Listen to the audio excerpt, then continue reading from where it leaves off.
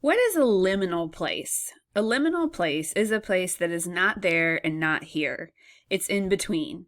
It's a transitional place. You've left one place or state of being behind, but you're not yet fully something else.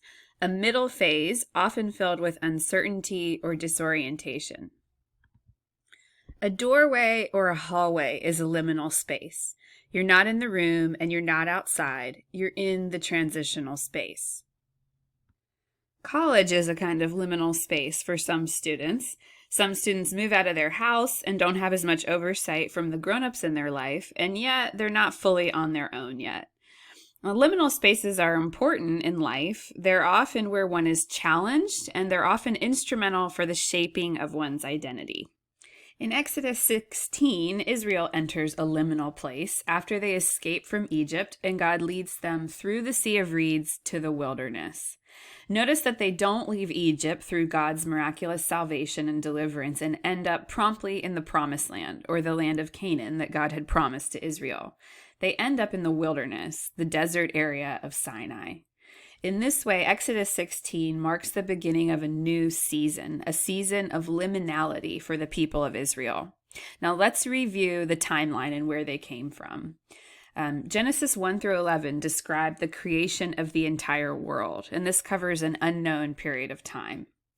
Then Genesis 12 through 50 described 4 generations: Abraham, Isaac, Jacob, and Joseph. And then Exodus 1 through 15 continued on with the people's story of being oppressed and then freed from Egypt. So these sections together covered a few hundred years' time. Now in Exodus 16, Israel has fled from Egypt and found themselves in the wilderness of Sinai. They come to the foot of Mount Sinai in Exodus 19, and they stay there for about 1 year. Exodus 19 through 40, Leviticus, the entire book, and the first part of the next book, the book of Numbers, chapters 1 through 10, describe this 1 year that Israel spends at the foot of the mountain in the wilderness. So time slows way down in the second half of Exodus, Leviticus, and Numbers. So what happens in this big chunk of the Bible that describes this 1 year period? Well, there's 3 main things. First, God makes a covenant with Israel. You'll read about this in Exodus 19, and we've come across covenants before.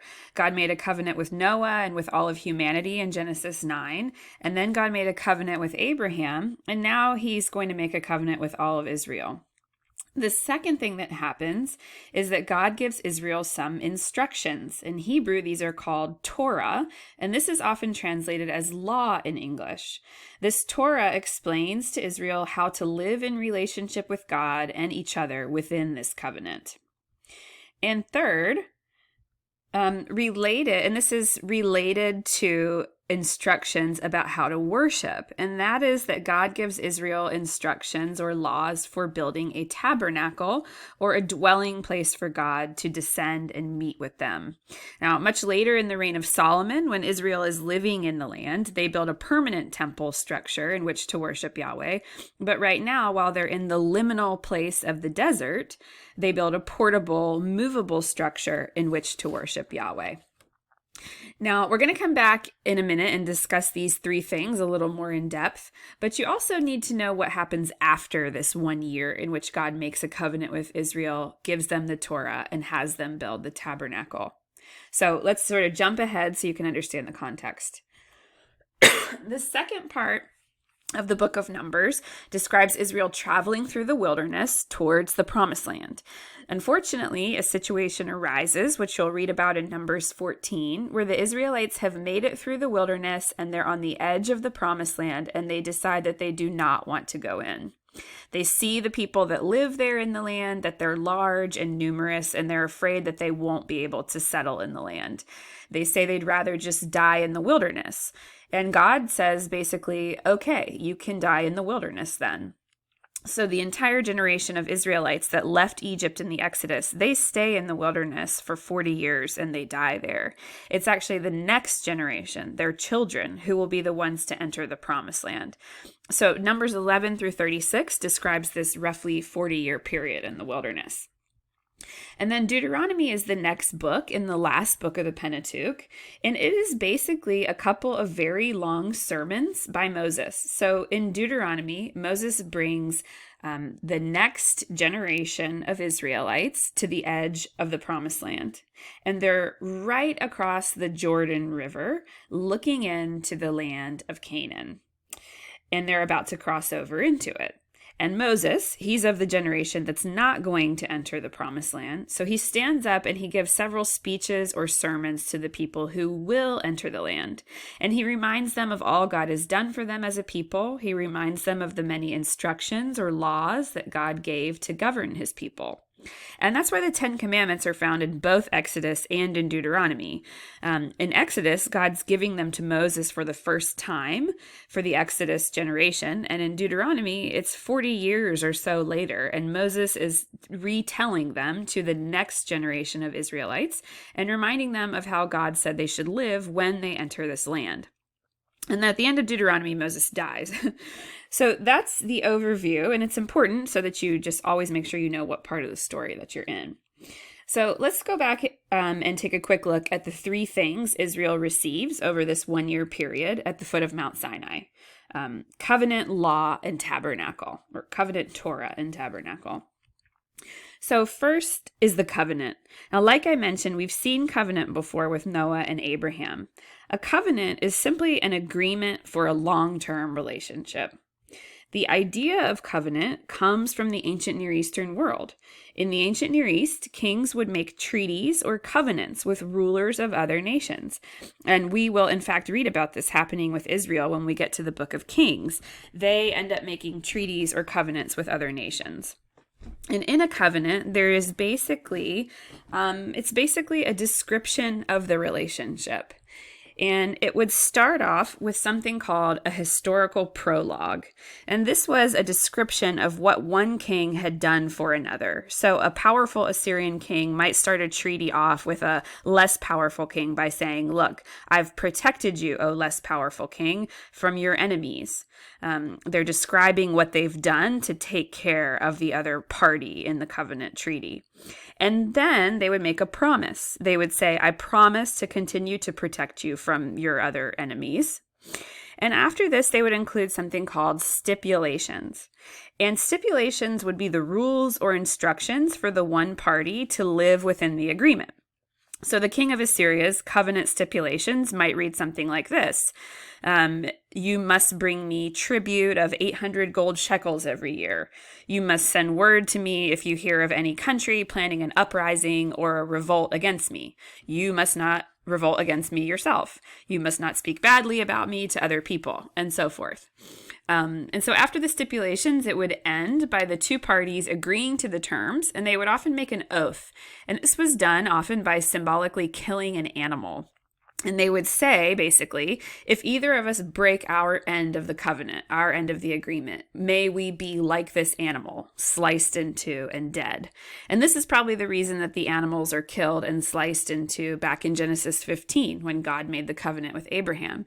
The idea there was that if God would invalidate this covenant with Abraham, he would be like these dead animals. It's an oath, a symbolic oath of this promise. So in Exodus 19, 1 through 6, these are the crucial verses that describe the making of this covenant. This passage explains that after the Israelites had gone out of the land of Egypt and come to Sinai, that they camped there in front of the mountain. And it says that then Moses went up to God, and the Lord called to him from the mountain, saying, Thus you shall say to the house of Jacob, and tell the Israelites, You've seen what I did to the Egyptians, how I bore you on eagle's wings and brought you to myself. Now, therefore, if you obey my voice and keep my covenant, you shall be my treasured possession out of all the peoples. Indeed, the whole earth is mine, but you shall be for me a priestly kingdom and a holy nation. These are the words that you shall speak to the Israelites. So in this covenant agreement that he establishes, God reminds Israel, like an ancient king would, how he has protected them. He showed his power to the Egyptians and brought them out of there for himself. And he's making a covenant with them, establishing a relationship in which Israel notes that they are his, in which he notes that Israel is his treasured possession, and they will be a priestly nation. Now, I want to talk about this for a second because the language of one people being a treasured possession might make us immediately think of favoritism. But I just want to give a few caveats about this language and what's happening here. So first, we have to notice how significant it is that the people God is attaching himself to here and who he's committing to use to bless the world are essentially a band of oppressed slaves. He takes this people who had been shoved to the bottom rung of Egyptian society and frees them and says, I'm appointing you, the significant task of showing who I am to the world. So that's important to remember. The second thing is that the language of a treasured possession, segulah in Hebrew, it has to do with the capability of doing an important task. So one part of a whole or one person out of a group might be bestowed with more attention or assistance at times in order to better serve the group. So for example, if my son, like a modern day example, if my son is helping me cook dinner one evening, then he might get more tools and more of my attention in order to properly help with cooking dinner. But the purpose of this in the end is so that our entire family can eat a good meal. Similarly, in ancient Israel, we've noted before that the oldest son got a double portion of the inheritance, and that really wasn't about favoritism so much as the assumption that the oldest son would be the one to take care of and provide for the family in the future. So the extra land and goods were in order to help him bless the rest of the family. So that's kind of what's going on here. And then third is we might as well notice that the idea that God gives special attention or tools to one people does not mean that he does not give attention to other people. When you pray, for example, you don't assume that in that moment you're praying that God has to stop paying attention to other people and only attend to you in your prayers. You know that God's not a human and he's big enough to attend to more than one person at one time. For example, in the New Testament, in the book of John, the writer constantly refers to himself as the disciple whom Jesus loved. But he doesn't mean by this that he's the only disciple Jesus loved. So being someone who is and has felt especially loved by God does not preclude other people from being especially loved by God. Now, okay, that's the covenant. The second thing that Israel receives at this time is actually part of the first. It's part of the covenant, and it's the Torah. It's often translated law in English, and the Torah is given as the covenant stipulations. Like I mentioned in the ancient Near Eastern treaties, the king of the empire would describe how the other party was to act in order to make the covenant relationship work. And this is what's happening in Exodus 20 and following. God is entering a covenant with Israel, and he's saying, these are the stipulations for the covenant. Now, the narrative order in which Israel is given these obligations is absolutely crucial to see, and I think it's one of the most misunderstood aspects of the Old Testament among modern Christians. God delivered Israel from bondage in Egypt. He saved Israel, and then he institutes a covenant relationship with Israel and gives them instructions or laws on how to maintain that relationship. He does not come to Israel in Egypt and tell the people, follow X, Y, and Z laws, and then I'll save you from the Egyptians. The law or instructions you find in Exodus 20 and following are the answer to the question, how do we live as Yahweh's people now that we've been redeemed? So the laws are not presented as a means to salvation for the Israelite people. Israel did not keep laws in order to establish a relationship with Yahweh or to be saved, but they kept the laws as a grateful response to what God had done for them. So there is actually a lot more continuity than is often understood between Jesus and God in the Old Testament. When Jesus came to earth, he came to bring deliverance to humanity from the bondage of sin, and he also gave instructions for how one should live in light of the fact that they have been delivered from bondage. He taught things such as love your neighbor and love your enemy, which are commands found in the Old Testament. After God delivered Israel, he said, now love your neighbor. Love the foreigner, do good to your enemy. So in both the Old Testament and the New Testament, these instructions are to be responses to the gracious acts of God. Now, the third and final thing to mention that Israel receives is the tabernacle.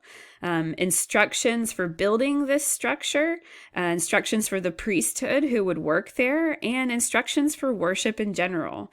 The last part of Exodus describes the tabernacle being built, and then the book of Leviticus gives instructions for the priests, the sacrifices they were to offer, and then more broadly for how people should live in holy or set apart ways. And we'll look more closely at these instructions about the tabernacle and worship when we get to Leviticus.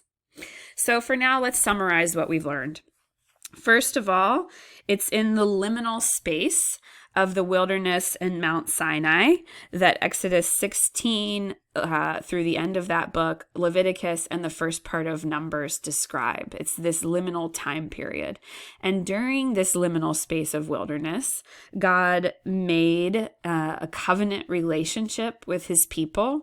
He gave his people Torah, or laws or instructions for how to live within that relationship with him. He gave his people instructions for and helped them to build the tabernacle, a place to worship him as they were in the liminal space. And then after this, the Exodus generation refused to enter the promised land. And so Deuteronomy is a re-giving of the Torah, or these covenant instructions or stipulations, 40 years after this making of the covenant. And these instructions are repeated to the next generation who's going to go in and move into the promised land.